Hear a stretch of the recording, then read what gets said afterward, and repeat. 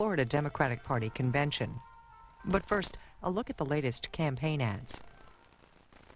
For 3 decades, Democratic presidential candidates have supported huge tax increases. This year, they're back. Howard Dean says he'll raise taxes on the average family by more than $1,900 a year. Dean says he'll raise income taxes, marriage taxes, capital gains taxes, dividend taxes, even bring back the death tax. These Democrats found out that Americans can't afford higher taxes. Will Howard Dean ever learn? George Bush. His economic policies created the largest deficit in our country's history. Now he's hiding behind negative ads that falsely attack Howard Dean. The truth? Howard Dean balanced budgets 11 years in a row. He's a fiscal conservative who cut state income taxes twice, raised the minimum wage, and provided health care coverage for nearly every child in his state. I'm Howard Dean, and I approve this message because they're not trying to stop me. They're trying to stop you. He took classes at night to get into medical school, worked in an emergency room in the Bronx.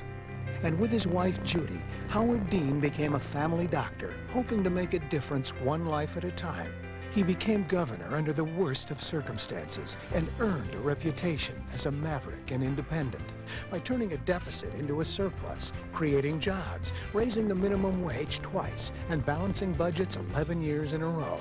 And while Washington talked, Howard Dean provided health care coverage for nearly every child in his state and a prescription drug benefit for seniors. Now he's running for president to repeal the Bush tax cuts, restore a foreign policy that reflects American values, and break the special interest gridlock to provide health insurance for every American. We can stop the special interests, but not without your help. I'm Howard Dean, and I approve this ad because the truth is, the power to change this country is in your hands, not mine. What kind of leader will he be? From a middle-class background, he graduated first in his class at West Point and rose to become a 4-star general. He was never a yes man and stood up for what he believed was right. He fought for better schools and for better health care for those he led because it was the right thing to do. A quiet, real American courage. He will make an extraordinary American president. I'm Wes Clark, and I approve this message.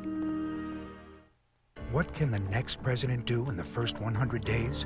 John Kerry will put a stop to George Bush's radical agenda. He'll declare an end to Bush's go-it-alone foreign policy. Roll back the Bush tax cuts for the wealthy to invest in health care and education. Expand anti-racketeering laws to go after corporate corruption. And Kerry will make energy independence a national priority, so no American will have to fight for Mideast oil. Find out more about the first 100 days. I'm John Kerry, and I approve this message. 31 years ago, our 2-year-old son, Matt, was diagnosed with terminal cancer. Our health insurance paid for experimental treatments that saved Matt's life. But in the hospital, we met a lot of parents who didn't have insurance. I'll never forget the terror in their eyes.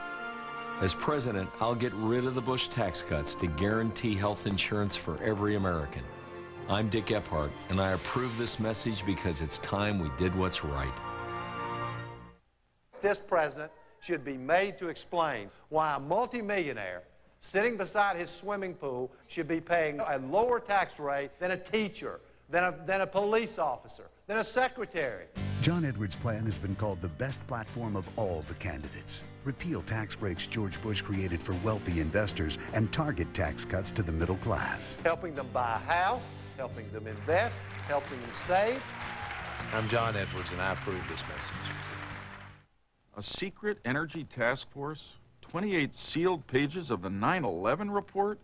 Why does George Bush keep hiding important facts from us? I believe in open government, fully accountable to the people.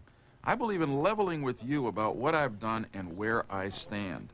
So why did Howard Dean seal his records as governor and invoke executive privilege? We Democrats are better than that. I'm Joe Lieberman, and I approve this message because... Abby Hoffman type character.